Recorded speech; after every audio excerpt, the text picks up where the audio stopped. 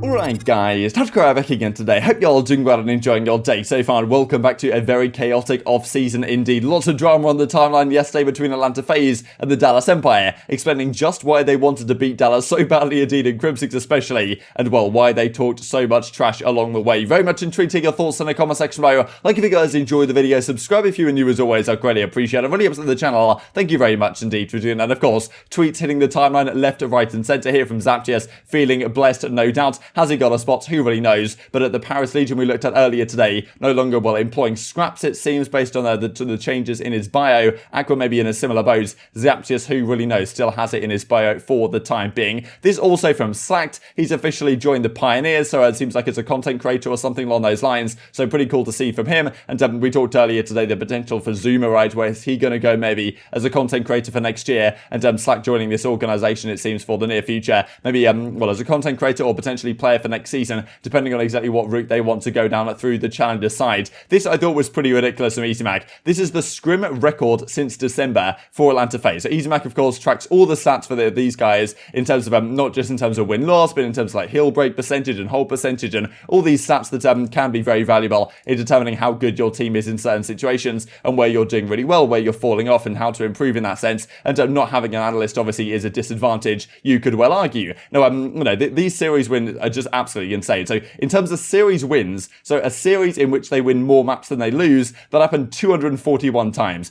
to 20 scrims with tied map counts and 15 scrims that they lost in map counts. So after all the scrims they played the entire year, 85% plus chance that they're just going to win the entire thing. Even this past week, right, when Cellium, Arcitys and aBeZy had the virus, it's a 99 in 41 map count rides, which is still pretty outrageous. This as well, like for Hardpoint, 110 in 19 on Apocalypse, 63 in 9 starting on bad side. Actually, bad side, if anything, being better than good side, according to at least the stats here from FaZe, how good they are breaking that and also holding that P3, P4, P5 rotation very nicely. And Checkmate 198 to 74, Garrison 210 to 65, Moscow 209 to 57. So this is all just in practice, right? But I mean, still, this is just simply ridiculous. Even Standoff, they were 6-1 when it came into the game very briefly, and Crossroads as well. So overall, like a 76% win rate right here, season hold, season break percentage, just some nice stats to honestly hitting the timeline. For Control, it looked like this as well, and this I thought was interesting from Simp. The Control stats come out right here, and actually Checkmate Control in scrims was, well, not exactly their best map in the game. They were still slightly better at Garrison and Raid, which is why they played them more often in matches. Like Checkmate was the one that usually got banned for them,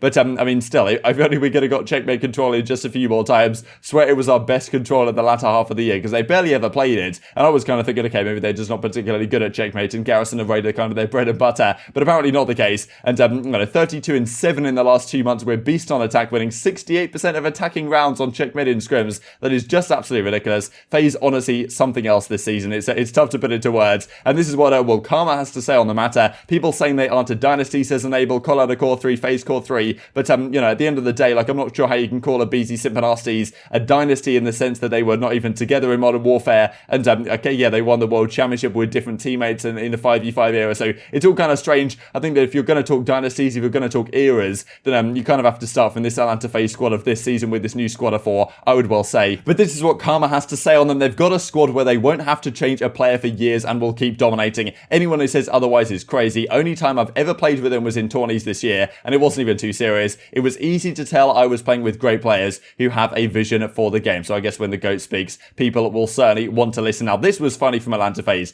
Don't think we forgot about this at Dallas Empire. So Crim was saying in this right here that, okay, after the Stage 4 Major, when Atlanta FaZe won in Game 9 right against Dallas Empire, Crim was like, look, you guys said in the post-game interview you played your best, worst Call of Duty all season, sorry. And, why was that the case? Oh, yeah, you were back on LAN, and therefore when we keep on improving, we will find ourselves in a particularly good spot. Now, I mean, look at this right here. Atlanta FaZe definitely poking some fun at Crimsix, and saying, okay, yeah, bye-bye, and Simp does the trash talk across the stage, as you'll see in a second, after he, well, knocks them out of the tournament, throws the bye-bye. And it was kind of strange in a way why there was so much beef, it seemed, pent up between these two individuals, or at least, the teams in general, as they, well, Simp shooting bodies, he gives the bye-bye to Crimsix across the stage, and, the trash talk was rife, no doubt. The reason for this, it seems, was that, well, firstly, this from Riven, who's now a free agent coach we looked at yesterday, should be loading into scrims right now, taking bets with the squad on how many smoke breaks Scrim will take today. So that's what tends to happen with Crim. The DM needs to go take the smoke break, and of course that is going to delay the scrims to some degree, and that really frustrated, it seems, some of the guys on FaZe, It's interesting in a way that Crimsix was always very frustrated about, TJ and Dashy back in the OpTic gaming days, not turning up to practice on time and not taking things seriously, but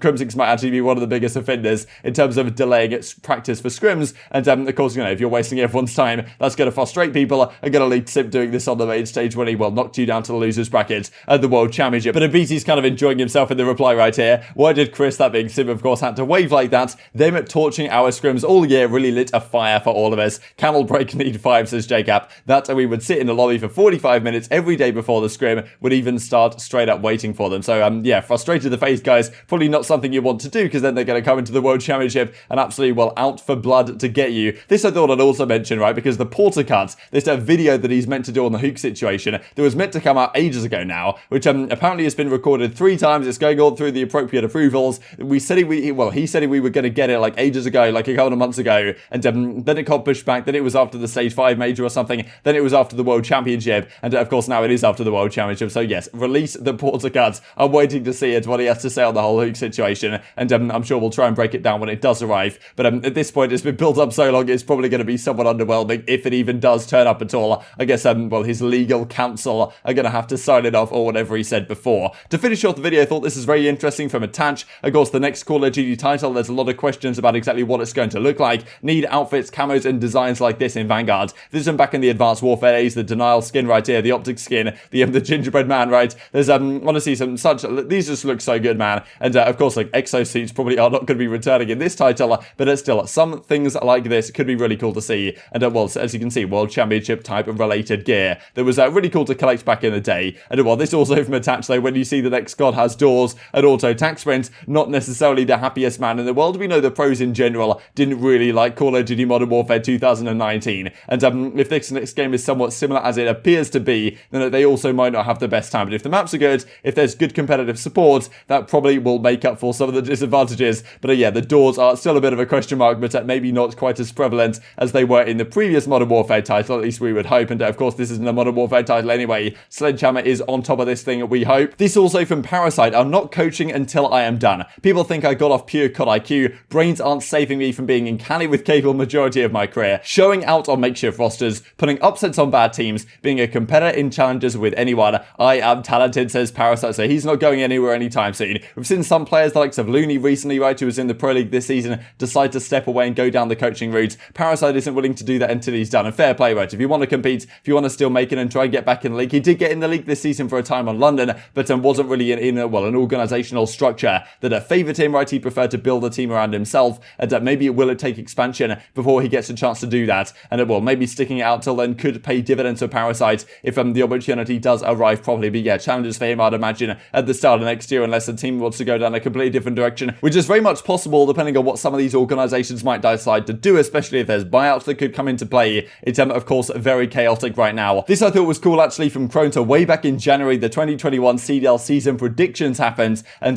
these were the correct answers. So Champs of course was Atlanta, MVP was Simp, Rookie of the Year was Inside, but that's kind of unofficial. They didn't officially announce that for some reason, but everyone knows it was Inside. Maybe even said it on broadcast that it was Inside, but so they didn't do an official award. First in the season standings, FaZe. Last in the season standings, Paris, interestingly enough. No one got a 50 bomb. I think the closest was maybe Clayster with 43 on maybe a raid control or something. It was, I think, like, if it goes round 5 in control, those tend to be the longest games that you can't get the most kills in. So no one got a 50 bomb. First 1v4 clutch was Methods way back. I guess it was stage 1 or right at the start of stage 2, one of the two. First S&D donut actually was Scump on Miami against FaZe way back in stage 1 now. But of course things changed up very much significantly for him not too long after that. First team to bench was Florida, I guess pre-season, with a Havoc going out of the team in favour of Neptune, and London during the season. They made so many changes early on. I guess most changes probably goes to Los Angeles Thieves, given the tumultuous season that they had. And just to finish off with this and breaking point, in your opinion, who was the most underrated, get it, CDL player this season and why? And I think this is somewhat difficult to say. I think my money would have to be on one of the Toronto SMGs. I think that the placements that they got, people like always gas up Cammy and Insight, and understandably so. But Clinix and Bance, I don't think get enough credit. I think that Bance, especially like the IGL that he was on that team, he was also throwing at the World Championship. But Clinix as well, the pressure he puts on the map is spectacular. And even like he plays very much like an aBeZy. Doesn't quite have the same numbers in terms of like KD and stuff as aBeZy, but is probably similarly impactful. And that guy's absolutely fantastic. So yeah, maybe Clinix I give it to. It's certainly a hot prospect if he is not re-signed to Toronto Ultra for for next year. Very much intrigued to your thoughts in the comment section below. Hope you guys enjoyed the video. If you did enjoy it, I'd greatly appreciate a like on the video. Really upset the YouTube algorithm. I know you enjoy this content. Other people like you may enjoy this content as well, and help grow the competitive Call of Duty community. Thank you for watching as always. Take care,